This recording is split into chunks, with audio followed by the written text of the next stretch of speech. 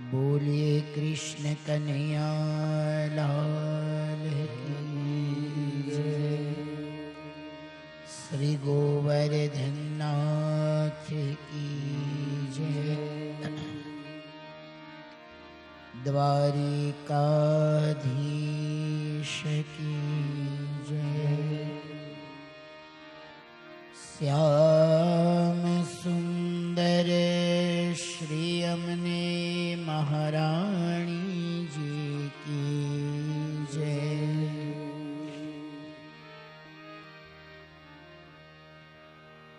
श्री वल्लभाधीश की जय। सद्गुरु भगवान की जय। रामदेव जी महाराज की जय। जगत जननी श्री लुणाय मात की जय।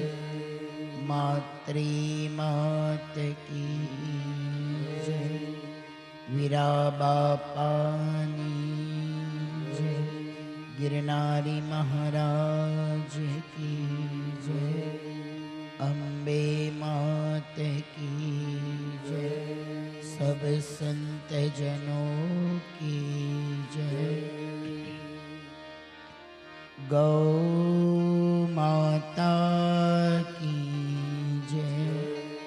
भारत माता की जय। ओम नमः पार्वती पतये हर हर महादेव हर।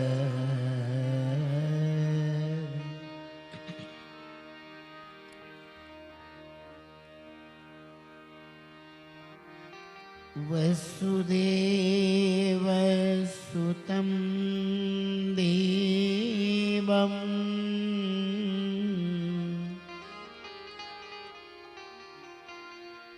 कंसचाणूरमर्दनम्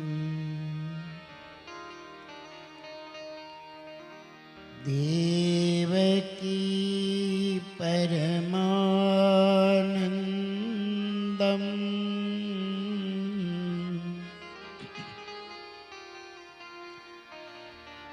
कृष्णं वन्दे जगद्गुरुम्।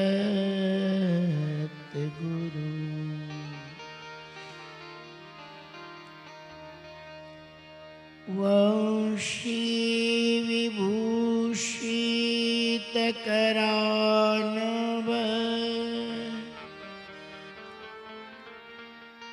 नीरदाभा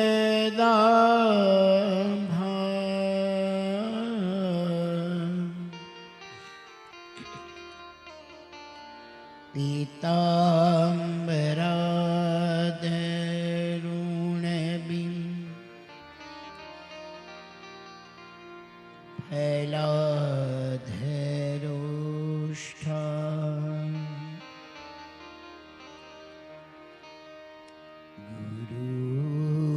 गुरुर्ब्रह्मा गुरुर्विष्णु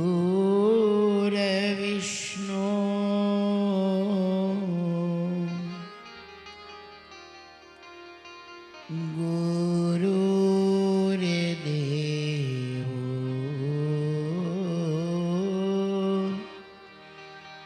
महेश्वर।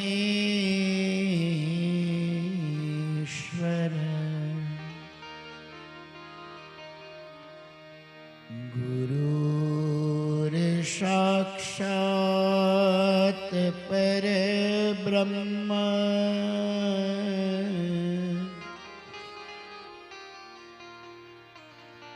तस्मै श्री गुरवे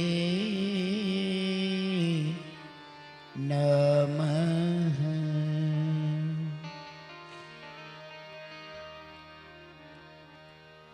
सच्चिदानन्दरूपाय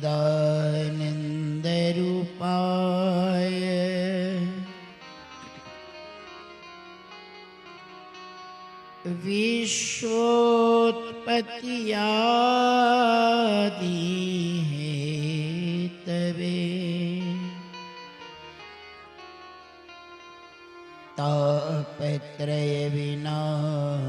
तापत्रयविनाशाय श्रीकृष्णाय वयं नुमः।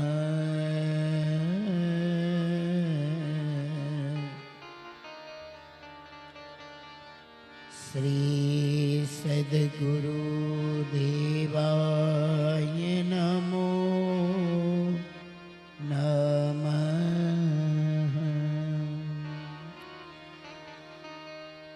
बोलिए कृष्ण कन्हैया लाल की, श्री गोवर्धन नाथ की जय, द्वारिकाधीश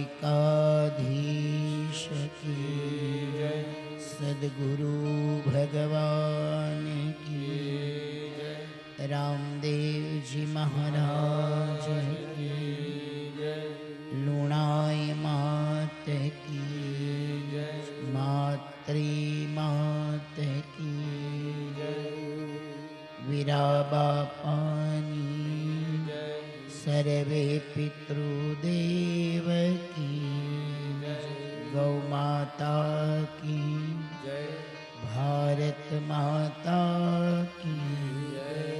ओम नमः पार्वती पतये हर हर महादेव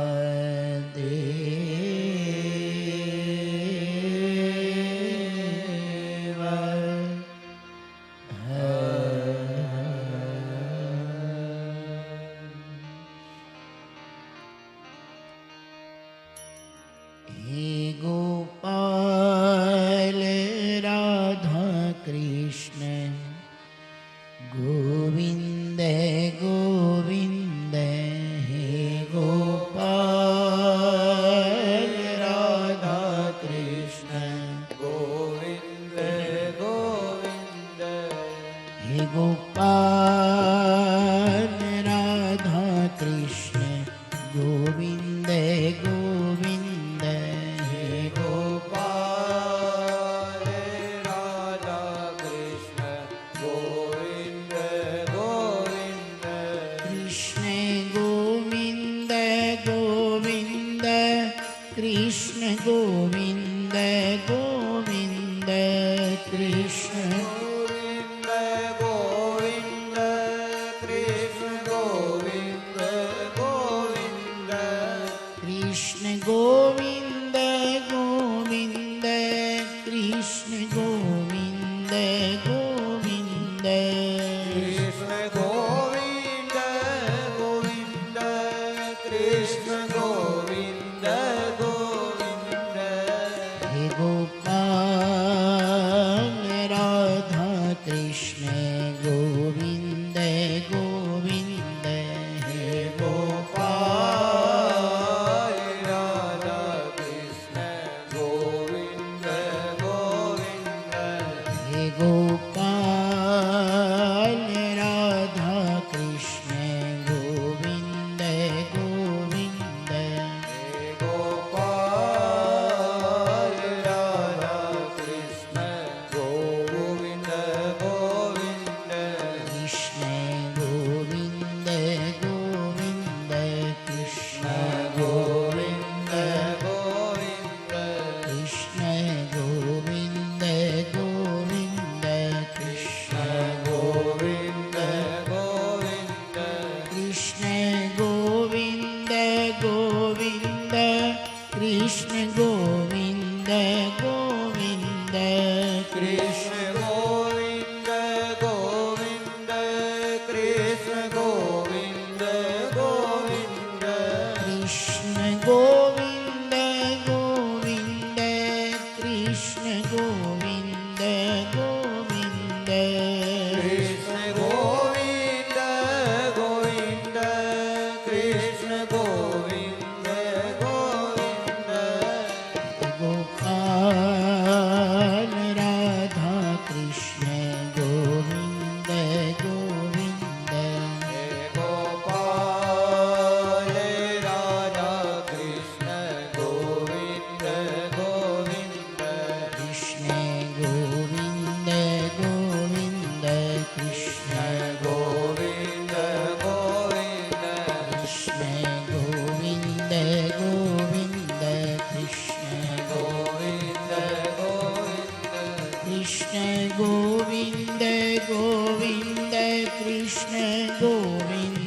ગોવિંદ ગોવિંદ ગોવિંદ કૃષ્ણ ગોવિંદ ગોવિંદ હે ગોપાલ રાધા કૃષ્ણ ગોવિંદ ગોવિંદ હે ગોપાલ રાધા કૃષ્ણ ગોવિંદ ગોવિંદ કૃષ્ણ ગોવિંદ ગોવિંદ કૃષ્ણ ગોવિંદ ગોવિંદ કૃષ્ણ ગોવિંદ ગોવિંદ કૃષ્ણ ગોવિંદ ગોવિંદ બોલીએ ભાગવત ભગવાન કી જય આइए ભગવાનની પાવન મધુર લીલામાં આપણે પ્રવેશ કરીએ પહેલા ભગવાન ભાગવતજીના શ્રી ચરણોમાં પ્રણામ. ઉપસ્થિત સાધુ અને બ્રાહ્મણોના ચરણોમાં પ્રણામ. પધારેલા જાદવ પરિવારના સર્વે મહેમાનો તેમજ નગરમાંથી પધારેલા સર્વે ભાગવત સત્સંગ પ્રેમી આત્માઓ, આપ સૌનું જેઠા બાપા જાદવ પરિવાર તરફથી અને વ્યાસપીઠ તરફથી આપ સૌનું હૃદયના ભાવથી સ્વાગત. સૌના હૃદય કમલમાં બિરાજમાન આત્મ સ્વરૂપ પરમાત્માને મારા પ્રણામ. સૌને જય શ્રી કૃષ્ણ. જય શ્રી કૃષ્ણ. એ રામ રામ. જય હો બાપ. સૌના સ્વાગત સાથે કથા રસમાં પ્રવેશ કરીએ.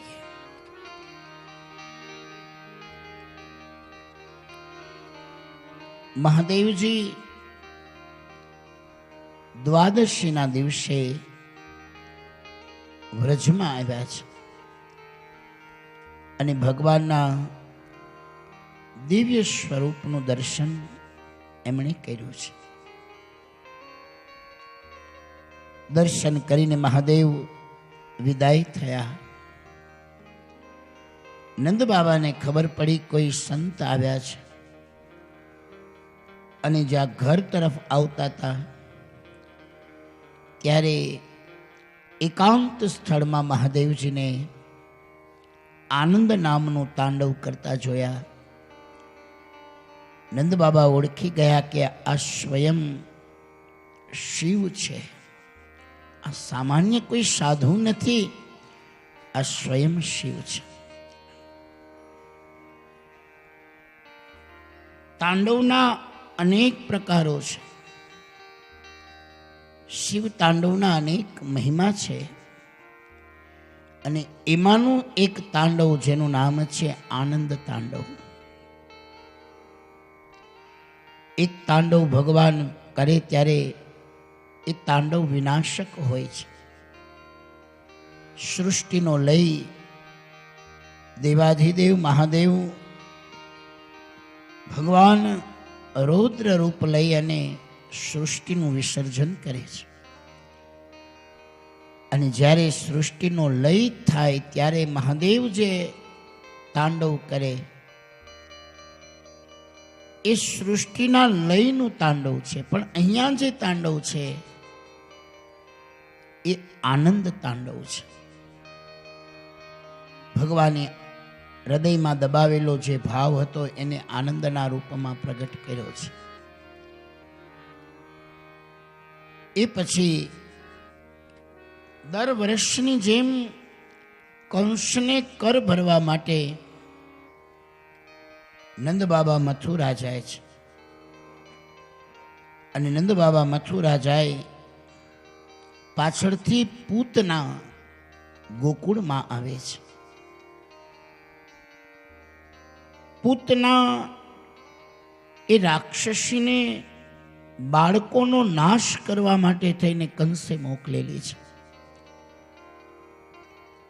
અડધી રાતે જ્યારે ભગવાનના માયાના સ્વરૂપ એવી યોગ માયા કંસના હાથમાંથી છટકી અને આકાશ માર્ગે જ્યારે ઉડતા કંસને એટલું કહેતી ગઈ હતી કે હે કંસ, તારો કાળ બીજે મોટો થઈ રહ્યો છે.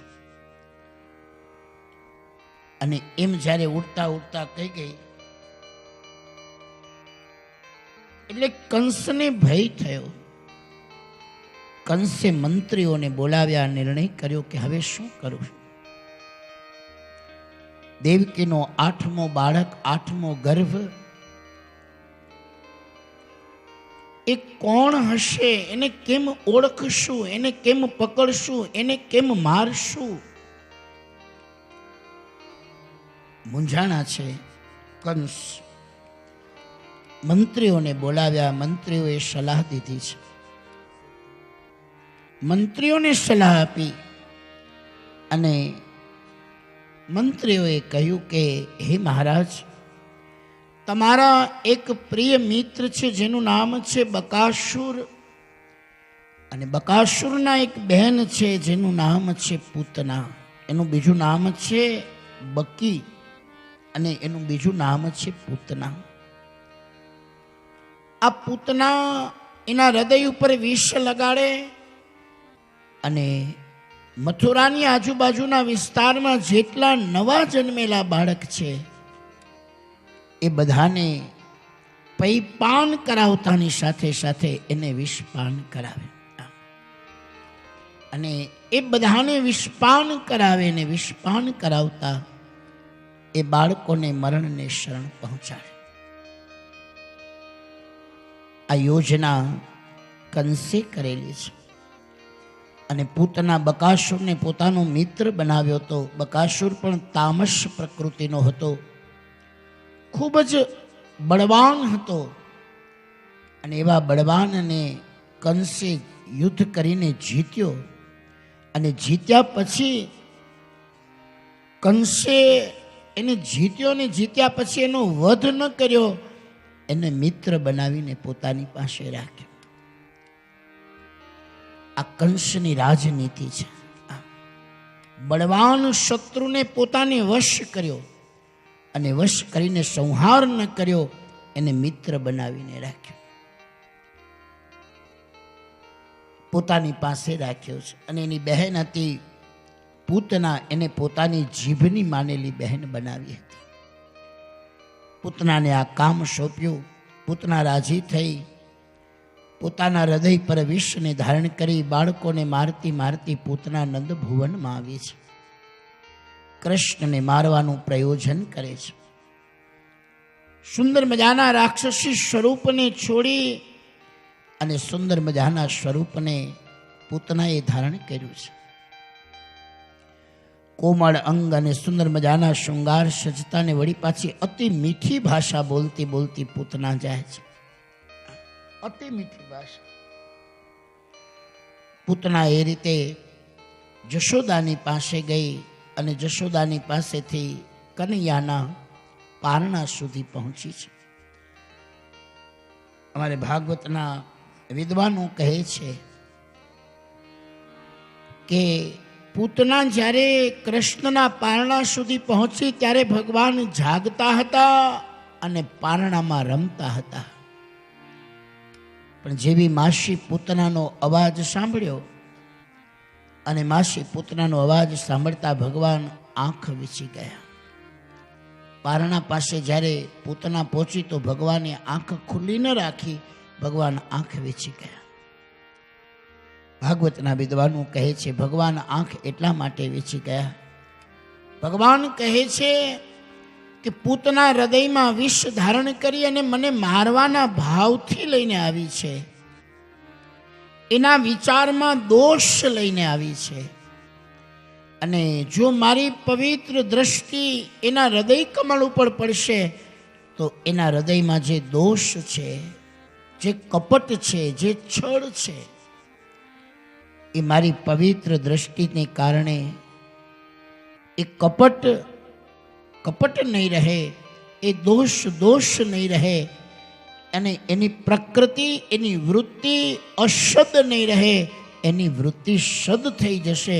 અને સદવૃત્તિ મળતા એ જો મને મારવાનો પ્રયત્ન નહીં કરે તો કૃષ્ણ કહે કે હું એને તારીશ કેમ, મારે તો એને તારવી છે.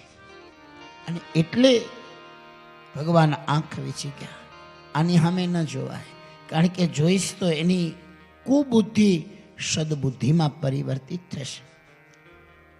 અને કોણ છે તો કે રત્નમાલા, બલિરાજાની દીકરી છે.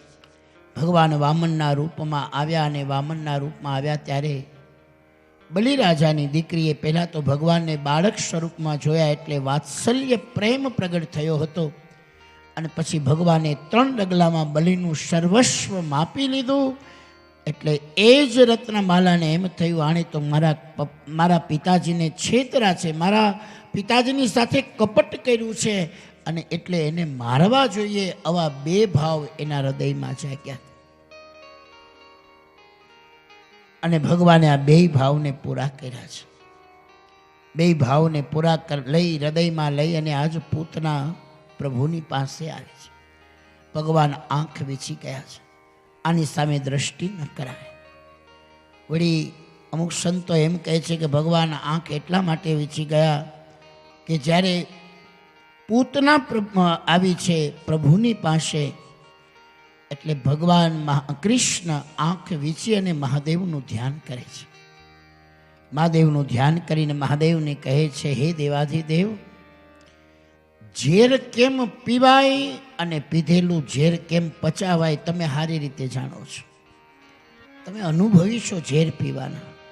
અને એટલે કદાચ પૂતનાને અવાજ સાંભળી અને કૃષ્ણ આંખ વીંચી અને મહાદેવનું સ્મરણ કરે છે કે હે મહાદેવ, તમે મને બતાવો તો ખરા કે વિષ કેમ પીવાય અને પીધેલું વિષ કેમ પચાવાય.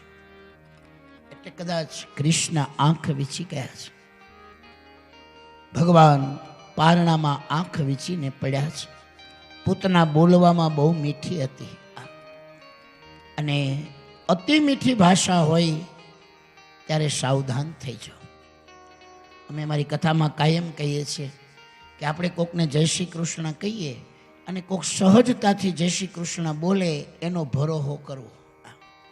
પણ આપણે કોકને જય શ્રી કૃષ્ણ કહીએ ને 3 વળાંક લઈ જાય ને, આમ જય શ્રી કૃષ્ણ આમ તાતો એનો ભરોહો ન કરવો.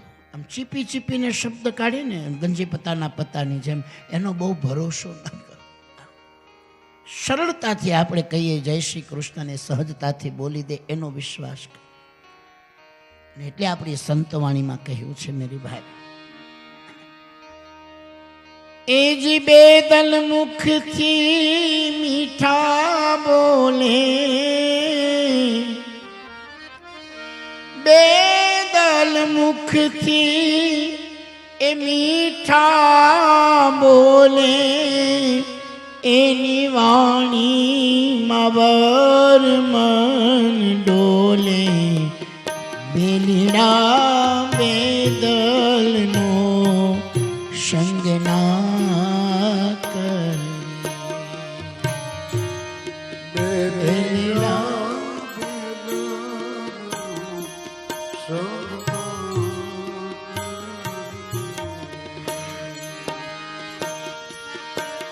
બેદલ મુખથી મીઠા બોલે, બેદલ મુખથી મીઠા બોલે, એની વાણીમાં બર મન ડોલે, બેલીડા બેદલનો સંગ ના કરી,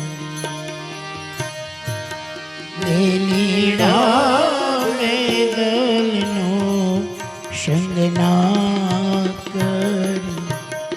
मेरे भाई बहन, भाषा सरल હોય, જેનો વ્યવહાર સરળ હોય એનો ભરોસો કરો. પૂજ્ય મોરારી બાપુ એમના વક્તવ્યમાં કહે છે કે જે હૈયું ખોલીને હસી શકે અને હૃદય ખોલીને રડી શકે એનો ભરોસો કરો. જે હસીએ ન શકે, રડીએ ન શકે એનો ભરોસો ન કરો. જે ખડખડાટ ન હસી શકે, ન હૈયું ખોલીને રડી શકે એવા મીંઢા માણસોનો બહુ ભરોસો ન કરો. ખડખડાટ અને નિર્ભેળ હાસ્ય હોય. હાસ્યના ઘણા પ્રકારો છે. એમાં અમુકનું હાસ્ય નિર્ભેળ હોય અને એને આપણે જેને આપણે લાફિંગ કહીએ. લાફિંગ એટલે આ મન મૂકીને મોકરું હાસ્ય કરું ને એને લાફિંગ કહેવાય. અને બાકી સ્માઇલ એમાં ખડખડાટનું હસવાનું હોય. એ કદાચ એમ માનો ને કે એ ફેક્ટરીમાં બનેલું કહેવાય. લાફિંગ છે ને ફેક્ટરીમાં બનેલું, અને સ્માઇલ છે ને ફેક્ટરીમાં બનેલું કહેવાય, અને લાફિંગ છે ને એ નેચરલી હોય. ખડખડાટ હશે માણસ, એના હાસ્યને રોકે નહીં. અને સ્માઇલવાળા રોકતા હોય હાસ્ય, કારણ કે ઘરનાઓનો ભય હોય. લગ્ન થાય ને પછી મૂર્તિયાને હસબંધ કહેવાય. હસબંધ એટલે એનું હસવાનું થઈ જાય બંધ, એટલે એનું નામ રાખ્યું હસબંધ. એ પછી બિચારાને હસવું હોય તો પૂછવું પડે, પહેલાં અરજી દેવી પડે હસવું. અને ઘરના એમ કે થોડુંક હસજો અશુભાઈ, જાચું પૂછવું પડે પહેલાં. મેરે ભાઈ બહેન એટલે એનું નામ પડ્યું હસબંધ. એ છેલ્લે લગ્નની બેદી પહેલાં હસી લે, પછી તો અણવરે ખીજાય. માંડવામાં જો વરરાજો હશે તો અણવરે નહીં, આમ નકર એના આનંદનો દિવસ વરરાજા માટે તો લગ્નનો હોય ને, જીવનનો આનંદ. અને તે દી એને કોઈ હસવાનું દે, બોલો હશે તો અણવર ખીજાય. રહેવા દે, હવે તને કંઈ ખબર, આ તલવાર દીધી સમજીને દીધી છે આ હસબંધ. પણ મેરી ભાઈ બહેન ખડખડાટ હસી શકે અને હૈયું ખોલીને રડી શકે એનો ભરોસો કરો. અને એવા માણસો જેને મળ્યા છે, અમારા વિદ્વાનો તો કહે છે આજ તમારી પાસે સંપત્તિ વધે તો એને રોકાણ કરવાની અનેક જગ્યાઓ છે, અનેક સ્થાનો છે. તમારી પાસે સોનું ચાંદી રૂપું હીરા માણેક દાગીના વધે તો બેંકમાં લોકરમાં મૂકવાની વ્યવસ્થા છે. પણ તમારા હૃદયની અંદરની વેદના મૂકી શકાય એવો કોઈ ભરોસા પાત્ર, જેને પાત્ર મળ્યું હોય પછી મિત્રના રૂપમાં, સખીના રૂપમાં, એવું પાત્ર જેને મળ્યું હોય કે જેની પાસે તમે તમારા હૃદયને ખોલી અને કોઈ પડદા વિના તમે જેની સાથે નિષ્કપટ રીતે ચર્ચા કરી શકો, એવું ભરોસાવાળું પાત્ર જેને મળ્યું હોય આ જગતમાં, એ બહુ મોટો ભાગ્યશાળી છે. કારણ કે અત્યારે હૃદયની વાતો મૂકવાનું કે ઠેકાણું નથી. ક્યાં જઈને મૂકો? કારણ કે તમે થોડીક વાત કોકને કરો અને વળી એમાં પાછો મસાલો નાખે, એ વાત વળી પાછું કોકને કરે, વળી એ વાત ત્રીજે, એ વાત ચોથે. બધી જ વાતો એવી ન હોય. એટલે આપણા ગુજરાતી સાહિત્યમાં કહેવાયું, ચોરે ન ચૌટાઈ ચિતડાની વાતો એ તો કોક વેધીને કહેવાય. સમ દુઃખી કોઈ મળે, કોઈ વેધી મળે, ત્યારે એની પાસે ચિત્તની ચર્ચાઓ થઈ શકે. એટલે અંતર ખોલીને તમે જેની સાથે વાત કરી શકો, વિશ્વાસ સાથે, એવા કોઈ માણસનો ભરોસો કરો. આજનો યુગ બહુ જ ભયંકર યુગ છે. કાયમી આપણી હાથમાં હાથ તાળી દેનારા, આપણી હારે હસવામાં, આપણી હામાં હા મેળવનારા ક્યારે જ આપણા દુશ્મન થઈ જાય છે એનું નક્કી રહેતું નથી બાપ. इसलिए સાવધાન. તો મન મૂકીને હસે રડે એનો ભરોસો કરો. યહાં પૂતનાની ભાષા બહુ મીઠી છે. અને અમારા વિદ્વાનો કહે કે પૂતના અને મંથરા ને બધી હોય ને એની ભાષા મીઠી બહુ હોય. રામ વયા ગયા, કૃષ્ણ વયા ગયા, બધા જ દેવતાઓ આવે ને વિદાય થઈ જાય છે, પણ આ જગતમાં મંથરા હજી જીવે છે. મંથરા મરી નથી. મંથરા સોસાયટીમાં એક બે હોય, એપાર્ટમેન્ટમાં એક બે હોય, બધે મંડળમાં એક બે હોય. મંડળ હોય ને એમાં એક બે મંથરા તો હોય ને હોય. મંથરાનું કામ જ કે આપણા તેલના ભજીયા એ કરીને ખાય, આનંદ કરે, અને એ પછી ભજીયાનું દાજ્યું કડકડતું તેલ આપણા ઘરમાં રેડી જાય, એ કામ મંથરાનું હોય. આ મંથરા. બહેનોને ખાસ વિનંતી, મંથરાથી બચવું. જો કુટુંબ અને ઘરને પ્રેમ અને ભાવથી ભર્યું રાખવું હોય તો પહેલી વાત તો એ કે કાચા કાનનું ન થવું, અને બીજી વાત મંથરાની વાતોમાં ક્યારે આવી ન જવું, કારણ કે મંથરા ને પૂતના એવી છે ને, એની ભાષા મીઠી છે, આપણને ભોળવી નાખે. પૂતના એવી મીઠી ભાષામાં જશોદા બેન જશોદા બેન જશોદા, આમ એવી મીઠી વાતો. જશોદાને એમ થયું હશે મારી બેન, ખબર નહીં આમાં તો. એટલે કનૈયાનું પારણું બતાવ્યું અને પૂતના કૃષ્ણના પારણા પાસે આવી છે. ભગવાન આંખ વીંચી ગયા, કપટ લઈને આવી છે, એની સામે નજર ન કરાય. ભગવાને પૂતનાએ પ્રભુને તેડ્યા છે, પોતાની ગોદીમાં લીધા છે અને પૈપાનના બહાને ભગવાનને વિષપાન કરાવવા લાગી. ભગવાન પૂતનાના ગોદમાં પોઢીને પૈપાન કરતા કરતા ભગવાન વિષપાન કરવા લાગ્યા, અને વિષપાન કરતા કરતા કૃષ્ણ પૂતનાના પ્રાણ ચૂસવા લાગ્યા.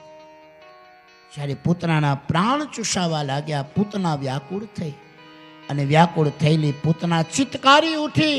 પોતાનું મૂળ જે રાક્ષસી સ્વરૂપ હતું એ પ્રગટ થઈ ગયું, અને પૂતના ચિત્કારી ઉઠી છે.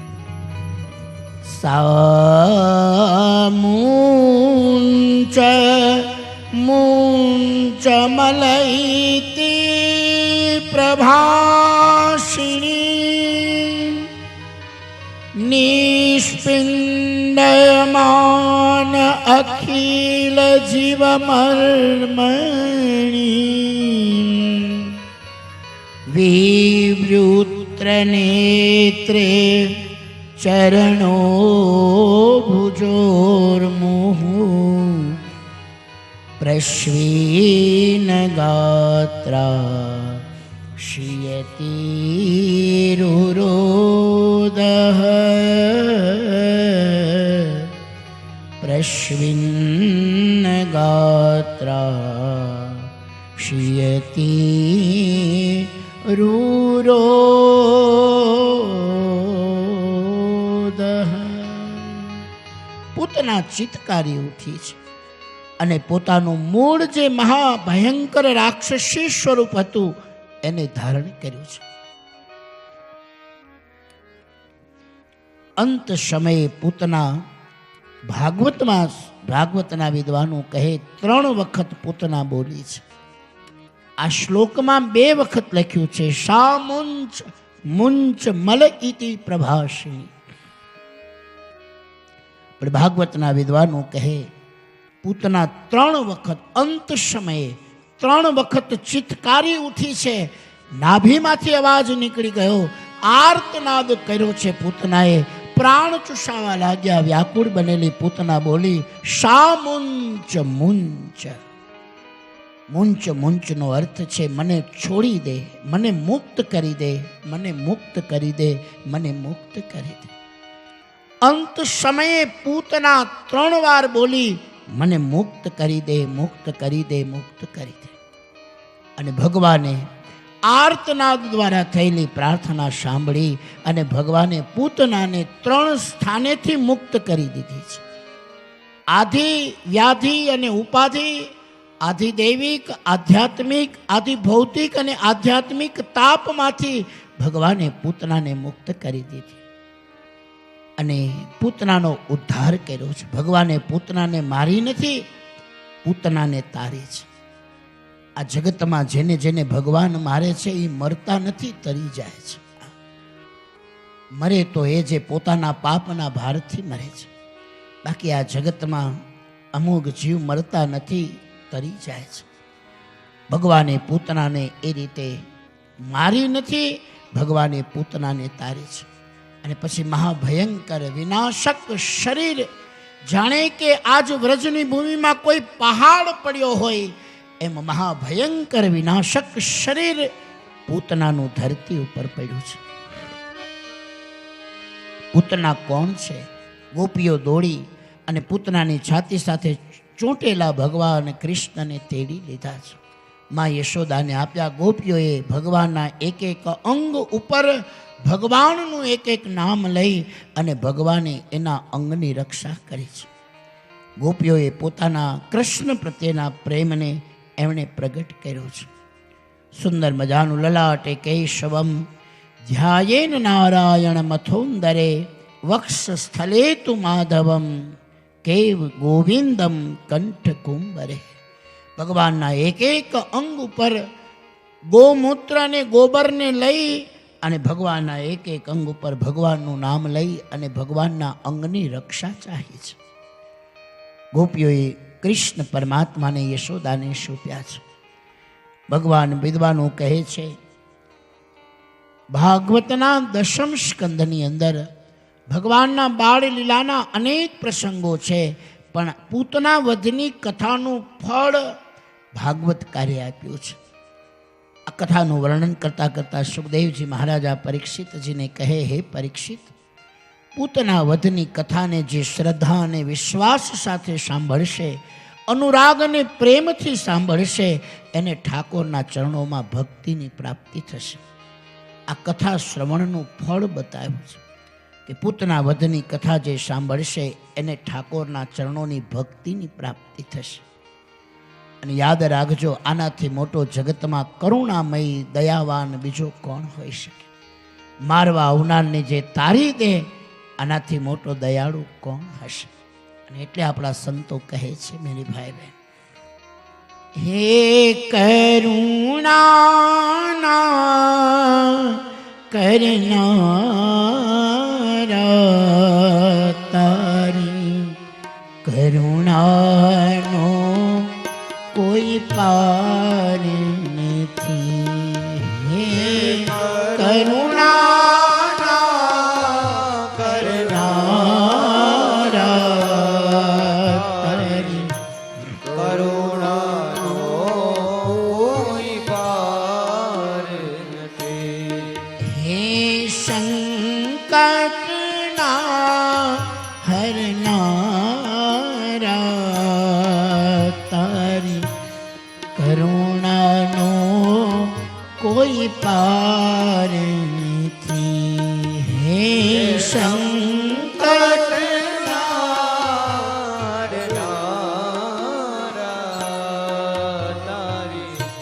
કરુણાનો કોઈ પાર નથી. તારી કરુણાનો કોઈ પાર નથી. તારી કરુણાનો કોઈ પાર નથી. મેં પાપ કર્યા છે એવા, તારી ભૂલો કરવી સેવા. મેં પાપ કર્યા છે તારી ભૂલો કરવી સેવા. મારી ભૂલો ના ભૂલનારા, તારી કરુણાનો કોઈ પાર નથી. મારી ભૂલો ના ભૂલનારા, તારી કરુણાનો કોઈ પાર નથી. તારી કરુણાનો કોઈ પાર નથી. તારી કરુણાનો કોઈ પાર નથી. એ તારી કરુણાનો કોઈ પાર નથી. તારી કરુણાનો કોઈ પાર નથી. મેરે ભાઈ બહેન, ભગવાનથી મોટું કરુણાવાન આ જગતમાં કોણ હોઈ શકે? ઠાકોરથી મોટી કરુણા કરનારું આ જગતમાં કોણ હોઈ શકે? એક આ જગતમાં કરુણા કરનારી માં હોય અને બીજો ભગવાન હોય. માં અને ભગવાન. એક સાહિત્યકારે બહુ સુંદર મજાની વાત કરી કે મારા ભગવાનને એમ થયું કે હું મારા દરેક જીવની પાસે બધાને લાડ લડાવવા હું એકલો નહીં પહોંચી શકું, એટલે ભગવાને જગતમાં માનું સર્જન કર્યું છે. માના રૂપમાં ભગવાન આપણા ઘરમાં મારીને તમારી ખેવના કરવા આવે છે. એટલે આપણી માં છે ને એ આપણો ભગવાન છે. ભગવાન એમ થયું મારા એકલાથી આ બધે નહીં પહોંચી શકાય, એટલે ભગવાન માના રૂપમાં આવે છે. તો ભગવાન કેવો દયાળુ છે, પૂતનાનો ઉદ્ધાર કર્યો છે અને પૂતના વધની કથાનો મહિમા બતાવ્યો. તો પૂતનાનો એક પૂર્વ જન્મની કથા એ મેલે ભાઈ બહેન બલિરાજાના દીકરી હતા રત્નમાલા. આનંદ નામની જે રામાયણ છે એ આનંદ રામાયણમાં એવું કહેવાયું છે કે જે મંથરા હતી એ જ બીજા જન્મમાં પૂતના બનીને આવી છે. કારણ કે પ્રકૃતિ બેયની હરખી છે. પરાયા બીજાનું સુખ ન જોઈ શકે એ મંથરા અને પૂતનાનો સ્વભાવ છે. બીજાનું ઐશ્વર્ય બીજાનો આનંદ ન જોઈ શકે એ પૂતનાનો સ્વભાવ છે. આ એની પ્રકૃતિ છે. તો મંથરા અને પૂતનાની પ્રકૃતિ એક સમાન છે. આનંદ રામાયણમાં કહ્યું છે કે જે મંથરા હતી એ જ બીજા જન્મમાં પૂતના બની છે. અને રામાયણનો જે ધોબી છે એ કૃષ્ણ જન્મમાં પણ ધોબી બનીને આવ્યો છે. પણ રામા અવતારમાં રામ કાંઈ બોલ્યા નહોતા અને કૃષ્ણે એક જ મુષ્ટિકા મારીને પોતાનો પરિચય આપ્યો કે હું એ જ રામ છું, પણ હવે રામના રૂપમાં નથી. તેથી અયોધ્યાનો રાજા હતો ને હવે રાજા નથી, પણ છતાંય કૃષ્ણ એક જ મુષ્ટિકા ધોબીને મારી હતી. તો મેરી ભાઈ બહેન, આનંદ રામાયણમાં કહ્યું છે કે મંથરા એ જ યહાં પૂતના બની છે. આદિ પુરાણ નામનું એક શાસ્ત્ર છે અને શાસ્ત્રમાં કહ્યું છે કે પૂતના પૂર્વ જન્મમાં એક કાલભીરુ નામના એક ઋષિ હતા અને એમની પુત્રી હતા. એમનું નામ ચારુમતી એવું હતું અને એનું વિવાહ કક્ષી નામના એક ઋષિની સાથે થયું હતું. અને આ કક્ષી પોતાના ભાવથી કંઈક પરદેશ ગમન કરેલું અને કક્ષીવાન જ્યારે ઉપસ્થિત નહોતા એ સમયે ચારુમતી કોઈ શૂદ્રના મોહમાં ફસાયા અને શૂદ્રના મોહમાં ફસાઈને એ વ્યભિચારિણી બન્યા.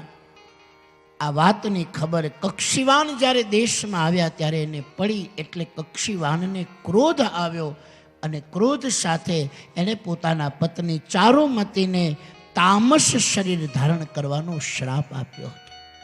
અને એટલે આ કક્ષીવાનના જે પત્ની હતા ચારુમતી, કાલભીરુ નામના ઋષિના પુત્રી, એ જ બીજા જન્મની અંદર મેરી ભાઈ બહેન સંતો કહે છે કે એ જ બીજા જન્મની અંદર પૂતના બનીને આવી હતી. સાધુ સંતો કોઈને શ્રાપ આપી દે પણ શ્રાપનું નિવારણ પાછું એવું બતાવે કે શ્રાપને ભોગવનારને પરમ સુખની પ્રાપ્તિ થાય. વિદ્વાનો કહે એ રીતે શ્રાપ આપ્યો અને પછી આશીર્વાદ આપ્યા હતા કે ભગવાન યદુવંશમાં જ્યારે આવશે અને જ્યારે યદુવંશમાં આવશે ત્યારે એ તારો ઉદ્ધાર કરશે. ભગવાને એ રીતે પૂતનાનો ઉદ્ધાર કર્યો. અને એ પછી એક સમયે નંદજીને ત્યાં ભગવાનને મંગળ સ્નાન કરાવવાનો અવસર આવ્યો. આખા એ વ્રજને નંદ બાબાએ આમંત્રિત કર્યા છે અને સમસ્ત નંદ અને સમસ્ત વ્રજ આજ નંદના આંગણે આવ્યો છે. નંદ બાબા કર ભરવા ગયા હતા, પાછળથી પૂતના આવી. પૂતનાને ભગવાને મારી ત્યારે નંદ બાબા વ્રજમાં નહોતા, મથુરામાં હતા. કંસને કર ભરીને પછી વસુદેવજીને મળવા ગયા. વસુદેવને નંદ બે મિત્રો છે, એકબીજાના સુખ દુઃખની વાતોને વાગોળી અને વસુદેવજીએ નંદ બાબાને કહ્યું હતું કે હે નંદજી, મારી વિનંતી છે કે હવે તમે વધારે સમય મથુરામાં રોકાશો નહીં, તમે જલ્દીથી તમે વ્રજમાં પાછા ફરજો. કારણ કે મને લાગે છે કે વ્રજમાં બહુ મોટા ઉત્પાત થઈ રહ્યા છે. વસુદેવજી એમ સમજાવી નંદ બાબાને મોકલ્યા. નંદજી વ્રજમાં આવ્યા અને જ્યાં વ્રજના પાદરમાં જોવે તો પૂતનાનો મહાભયંકર શરીર પડ્યું હતું. ગોવાળિયાઓને આજ્ઞા કરી અને ભાગવતના વિદ્વાનો કહે છે કે પૂતનાના શરીરના ટુકડા કરીને પછી એને અગ્નિદાહ આપ્યો. અવળું વિકરાળ શરીર હતું. એ રીતે પછી એને અગ્નિદાહ દીધો અને પછી ભગવાનને મંગળ સ્નાન કરાવવાનો અવસર આવ્યો. આખો વ્રજ ગોકુળમાં બધા જ નંદન ભુવનમાં ભેળા થયા છે અને સાધુ બ્રાહ્મણો સંતોને ભોજન કરાવ્યું. નંદ બાબાએ ખૂબ દાન દક્ષિણા આપી. પ્રસન્ન થયેલા એવા સાધુ સંતોને બ્રાહ્મણોએ સ્વસ્તિ વાંચન કરી કૃષ્ણ અને બલરામ બે ભાઈઓને આશીર્વાદ આપ્યા છે. આશીર્વાદનું બહુ મોટું મૂલ્ય છે બા. આ જગતમાં બને તો કોઈનો આશીષ લેજો, પણ ક્યારેય કોઈની હાઈ ન લેશો, કારણ કે મુવા ઢોર કે ચામસે લોહા ભસ્મ હો જાય. કોઈના હૈયામાંથી એક હાઈકારો નીકળે ને, આપણી દિશા અને દશા બે બદલાઈ જાય. અને જો કોઈનો આશીર્વાદ લાગી જાય તો પણ જીવનની દિશા અને દશા બે બદલાઈ જાય. મારું ને તમારું જીવતર એવું હોય કે આપણા ઉપર બધા પ્રસન્ન રહે, આપણા ઉપર બધાની પ્રસન્નતા રહે. સુંદર મજાનું દર્શન બતાવ્યું. આખું વ્રજ નંદ બાબાને ત્યાં એકઠું થયું છે. બધા નાચે છે, કૃષ્ણની લીલાના ગુણવાનુવાદ ગાય છે. અને એટલામાં ભગવાનને સુંદર સ્નાન કરાવ્યું, મંગલ અલંકારોને ધારણ કરાવ્યા અને માતાએ પોતાની આંખમાંથી કાજળ લઈ અને કૃષ્ણના ભાલમાં તિલક કર્યું છે. મારા દીકરાને કોઈની નજર ન લાગી જાય. આ માના હૃદયનું વાત્સલ્ય છે. માં જ્યારે પોતાના આંખમાંથી કાજળ કાઢીને બાળકના ભાલ ઉપર લગાવે ને, એ કાળી તીલી કલંકની નથી, એ માના વાત્સલ્યનું પ્રતીક છે. નકર કાળી તીલી કલંકની હોય, પણ આ માના આંખનું કાજળ જે બાળકના ભાલમાં લાગે એ કાળી તીલી કલંકની નહીં, માના વાત્સલ્યની નિશાની છે. ભગવાનને સુંદર શણગાર સજાવ્યા. એટલામાં ભગવાન જોવે છે શકટાસુર નામનો દૈત્ય આવ્યો છે. મામા કંસ તો જબલું દેવા આવતા નથી, આ બીજા બધાને મોકલા કરે છે. અને મામાના મોકલેલા હોય એટલે અમારે આદર સત્કાર તો કરવો પડે. એટલે કૃષ્ણને એમ થયું શકટાસુર આવ્યા છે. અને શકટાસુર અદ્રશ્ય રૂપે રહે છે, દેહધારી નથી, પણ એ દેહ વિનાનો પણ એ રહી શકે છે. એવો શકટાસુર આવ્યો, ભગવાનને મારવાનો પ્રયત્ન કર્યો છે. શકટાસુર હિરણાક્ષનો પુત્ર હતો અને એક વખત એણે કોઈ ઋષિનું અપમાન કર્યું. અને અપમાન કર્યું એટલે કહ્યું કે જા, ઋષિએ શ્રાપ આપ્યો તો સૂક્ષ્મ રૂપે થઈ જા. અને એનું નામ હતું ઉત્કચ. આ ઉત્કચ નામનો હિરણાક્ષનો જે પુત્ર હતો એ જ બીજા જન્મમાં ઋષિના શ્રાપથી શકટાસુર બન્યો હતો. અને શકટાસુર બની સૂક્ષ્મ રૂપે આવે અને ભગવાન કૃષ્ણ વિચાર કરે શકટાસુર આવ્યો છે એટલે ભગવાને બગાસું ખાધું. ભગવાને બગાસું ખાધું. બધા જને એમ થયું ભગવાન થાક્યા છે, ઊંઘવા ચાહે છે. આજુબાજુમાં નજર કરી, ક્યાંય પારું ન દેખાયું. એક ગાડું પડ્યું હતું, છોડેલું ગાડું હતું, એમાં બળદ જોડેલા નહોતા. એની નીચે સુંદર મજાની ઝૂલ બનાવી અને ઝૂલની અંદર ઠાકોરજીને એમાં વિશ્રામ કરાવ્યો. અને બરાબર એ જ ગાડામાં વળી શકટાસુર આવીને બેઠો છે. શકટાસુરને એમ થયું કે આ ગાડાની સાથે કૃષ્ણને ધરતીમાં સમાવી દઉં અને એ રીતે કૃષ્ણની મરણની શરણ પહોંચાડું. ગાડામાં રહેલો શકટાસુર પોતાનું વજન વધારવા લાગ્યો.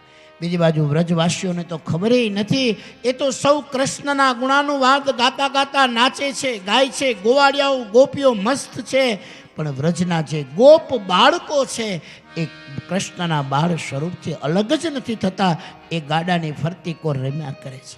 ગાડાની નીચે ઝૂલ અને ભગવાન ઝૂલી રહ્યા છે.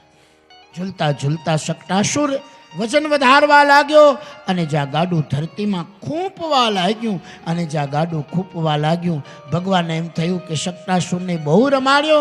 એટલે ભગવાને ગાડામાંથી ઝૂલ જે હતી એ ઝૂલમાંથી ભગવાને પોતાનું શ્રી ચરણ બહાર પધરાવ્યું. ગાડાની ધરીને જેવો પરમાત્માના શ્રી ચરણનો સ્પર્શ થયો, જોરદાર તડાકો થયો. ગાડું ઉરડ્યું, ઉછળ્યું અને જોરદાર તડાકા સાથે ગાડું તૂટી ગયું. જોરદાર ગાડાના તૂટવાનો અવાજ આવ્યો. વ્રજની ગોપીઓને ગોવાળિયાઓ તરત એ બાજુ દોડ્યા. યશોદાને તો એમ થઈ ગયું કે મારો કૃષ્ણ. બધાએ દોડ મૂકી છે. અને બધા દોડ મૂકીને જ્યાં જોવે ત્યાં તો ગાડાના ભંગારમાં મારો ભગવાન રમતો હતો. ભગવાને શકટાસુર દૈત્યને માર્યો છે. અને શકટાસુરને માર્યો ગાડાના ભંગારમાંથી વળી કૃષ્ણને તેડી અને યશોદાને અર્પણ કર્યા છે. ગોપીઓ કહેવા લાગી, યશોદા સાંભળ, આ તો સાધુ બ્રાહ્મણો સંતો તારા દ્વારે આવ્યા હતા, એણે મધુર ભોજન કરાવ્યું, નંદ બાબાએ દક્ષિણા દીધી, પ્રસન્ન થયેલા બ્રાહ્મણોએ સ્વસ્તિ વાંચન કરી અને તારા દીકરાને આશીર્વાદ દીધા હતા, એટલે તારા દીકરાને કાંઈ ન થયું. સુંદર મજાનું લીલા ભગવાને શકટાસુરની કરી છે. શકટ એટલે ગાડું, અને શકટાસુર દૈત્યના વધની કથાનું આધ્યાત્મિક દર્શન બતાવતા વિદ્વાનો કહે છે કે શકટ એટલે ગાડું. અહીંયા ગાડું હતું, પણ કેવું હતું તો કે છોડેલું હતું, એમાં બળદ નહોતો. બળદ છે ને ધર્મનું પ્રતીક છે. સંસાર રૂપી ગાડું એટલે સંસાર, અને સંસાર રૂપી ગાડું તો હતું, પણ એમાં ધર્મ રૂપી બળદ નહોતો. અને શું ભર્યું હતું તો કે મહી અને માખણ ભર્યું હતું. છોડેલું ગાડું હતું, બળદ વિનાનું હતું. સંસાર રૂપી ગાડું તો છે, પણ જેમાં અહંતા અને મમતાનું માખણ ભર્યું હોય, અને જે ગાડામાં ધર્મરૂપી બળદ ન હોય, એવા ધર્મ વિનાના સંસારને મારો ભગવાન ખંડિત કરી એને તોડી નાખે છે, એનો નાશ કરે છે. એટલે ભગવાને શકટાસુરની લીલા દ્વારા, ભગવાને પોતાની લીલા દ્વારા શકટાસુર રૂપી એ ગાડાને તોડ્યું છે. અને ગાડું એ સંસાર છે, અને આ સંસાર રૂપી ગાડાની દોરી પણ જેનાને તેના હાથમાં ન સોંપાય. આપણા સંસારના જીવનની દોરી યા તો સદગુરુના હાથમાં સોંપીએ, કોઈ સ્વજનના હાથમાં સોંપીએ, યા તો ઠાકોરના હાથમાં સોંપી દઈએ. એટલે આપણા સંતોએ કહ્યું છે, બાપ ધર્મ કર્મ ના જોડ્યા બળદિયા, અને ધીરજની ધરી રે લગામ, કાંઈ ન જાણું હરી તું ગાડું મારું ક્યાં લઈ જાય, કાંઈ ન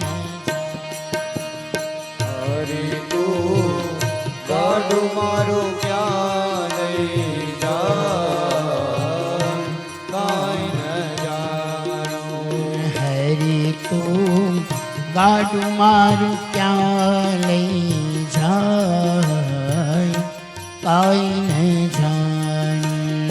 હરી તું ગાડું મારું ક્યાં લઈ જાય, કાંઈ ન જાણું. કાંઈ ન જાણું રે, કાંઈ ન જાણું રે, કાંઈ ન જાણું. હરી તું ગાડું મારું ક્યાં લઈ જાય, કાંઈ ન જાણું.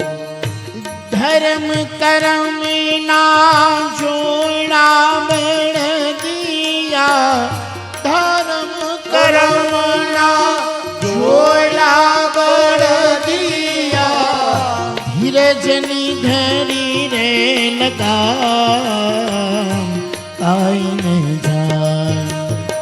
હરી તું ગાડું મારું ક્યાં લઈ જાય, કાંઈ ન જાણું. હરી તું ગાડું મારું ક્યાં લઈ જાય, કાંઈ ન જાણું. મેરે ભાઈ બહેન, આપણો જે સંસાર છે, સંસારને પણ આપણા વિદ્વજનોએ ગાડાની હારે હરખાયો છે. અને આ જીવનરૂપી સંસારરૂપી ગાડું યોગ્ય દિશામાં ગતિ કરે તો સુખ મળે, પણ આ જીવનની દોરી જો હરિના હાથમાં સોંપી હોય તો ધર્મ કર્મના જોયડા બળદિયા. આ સંસારરૂપી આપણું જે ગાડું છે, અને એ ગાડાના જે બળદ છે, એ છે એક બળદ ધર્મનો અને એક બળદ છે કર્મનો. ધર્મ પણ હોય અને કર્મ પણ હોય. मेरे भाई बहन सुंदर मजानो महिमा बताव्यो छे. तो भगवाने शुक्तासुरने मार्यो छे. नाना नाना जे गोप बाळको हता एणे नंद बाबाने कह्युं के हे नंद बाबा, आ कृष्णने, आ भगवान तमारा जे लाल छे, આ લાલે પોતાનો પગ પારણાની બહાર પધરાવ્યો, ગાડાને ધરીને અડક્યો અને ગાડું ઉરડ્યું ને ઉછળું ને તૂટી ગયું. એટલે નંદ બાબા ઓલા છોકરાઓ સામું જોઈને કે અત્યારના પોરમાં ભાંગ પી ગયા કે શું? કારણ કે વ્રજમાં ભાંગ બહુ પીવાય. અત્યારમાં ભાંગ પી ગયા કે શું? અવળુકડું બાળક, અવળો કોમળ પગ અને ગાડાની ધરીને અડકે અને ગાડું ઉલડે ઉછળે અને તૂટી જાય. નંદ બાબાને જ્યારે ગોપ બાળકો કહે છે, નંદ બાબાને ભરોસો બેસતો નથી. આ શક્ય નથી. સવારના પોરમાં ક્યાંય નશો કર્યો છે કે શું? વ્રજના બાળકો કહે છે નંદ બાબાને, હે નંદરાય, આંખે કાનેથી સાંભળેલું તો કદાચ માની ન શકીએ, પણ આંખથી દેખેલું તો અમે કેમ વિસરી શકીએ? અમે નજરે જોયું છે કે લાલાનો પગ અડક્યો અને ગાડું ઉડ્યું. નંદ બાબાએ સુની અનસુની કરી નાખી. સાંભળ્યું ખરા અને જાણે સાંભળ્યું નથી એમ નંદ બાબાએ વાતને ફેરવી નાખી. એક અર્થ એવો આપણે કરી શકાય કે નંદ બાબા ખોટા ચમત્કારોમાં નહોતા માનતા, અંધશ્રદ્ધામાં નહોતા માનતા. માણસ કોક આમ હાથમાં આમ રાખે ને એમાંથી કંકુ ખરે તા તો લાઈનમાં વારો ન આવે. કોક નાળિયેરમાંથી ચૂંદડી કાઢે તા તો માણા ખટારા ભરાઈ ભરાઈને જાય કે ઓહો હો પ્રગટ થયા પ્રગટ થયા. પણ મેરી ભાઈ બહેન, આ મારું ને તમારું શરીર, આ જગતનું નિયમન, આ બધું જ જો જોઈએ તો પછી ભગવાનના બીજા કોઈ પરચાની આવશ્યકતા જ નથી. કંકુ ખેરવાની જરૂરત નથી. આ હાલતું ચાલતું આ બોડી ભગવાને બનાવ્યું, આનાથી મોટો ચમત્કાર બીજો કયો હોઈ શકે? આ કેવી ફેક્ટરી ભગવાને બનાવી. પછી એમાં રીંગણાનો ઓળો નાખો કે પછી દૂધી બટેટાનું શાક નાખો, ઊંધિયું જે પણ ખાઓ, લાલ લીલું પીળું કોઈ પણ અનાજ હોય એનું લોહી પાછો ભગવાન લાલ જ બનાવે. મારા વિદ્વાનો કહે છે, આજનું વિજ્ઞાન ચંદ્રમા સુધી ગયું, આજનું વિજ્ઞાન મંગળ સુધી પહોંચ્યું, પણ આજનું વિજ્ઞાન લોહીનું એક બુંદ ન બનાવી શક્યું. લોહીના એક બુંદમાં કયું તત્વ કેટલું છે એનું પ્રમાણ જાણી શક્યું, પણ લોહીનું બુંદ બનાવી ન શક્યું. આ પ્રભુની ફેક્ટરી સિવાય બીજે ક્યાંય બનતું નથી. અમારા ઠાપ આ શરીર છે એ જ મોટો ચમત્કાર છે. પછી બીજા ચમત્કાર જોવાની જરૂર ક્યાં છે? બે આંખ, બે કાન, કેવી શ્રવણ છે, કેવા દાંત, આહા કેવી જીભ, પોતાને હટકું નહીં પણ ભંગવી નાખે. આ ભગવાને જુઓ તો ખરા કેવી તાકાત જીભને ભગવાને.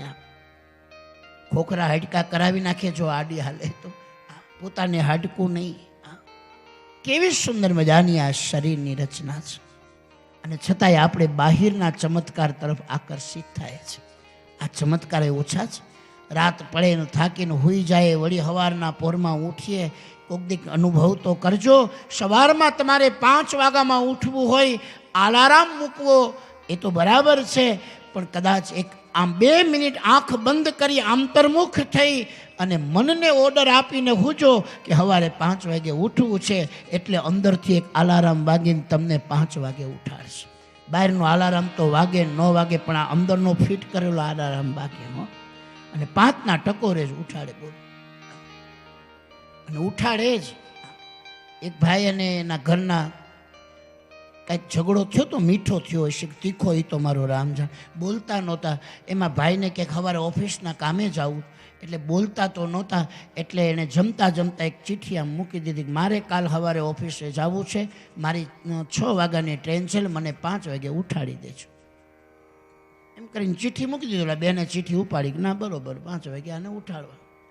અને પછી સવાર થયું, 7 વાગ્યાને ભાઈ આડોહ મળીને ઊભા થયા. અને પછી યાદ આવ્યું કે ઓહો, મારે તો 5-6 વાગ્યાની ટ્રેન હતી, ટ્રેન ચૂકાઈ ગઈ, મારે ઓફિસનું કામ. અને એકદમ ધુઆ ફવા. પણ ક્રોધ કરવો કોની સામે? કારણ કે સામે તો અબોલા હતા. પણ તોય આમ આમ આમ ક્રોધમાં ને ક્રોધમાં, મૌનમાં ને મૌનમાં આમ અગ્નિ સામે મૌનમાં ઝઘડો કરે. એટલે ઓલા બેને મૌનમાં ક્રોધ કરીને કીધું મારો વાંક નથી, ઓશિકા પાસે જુઓ.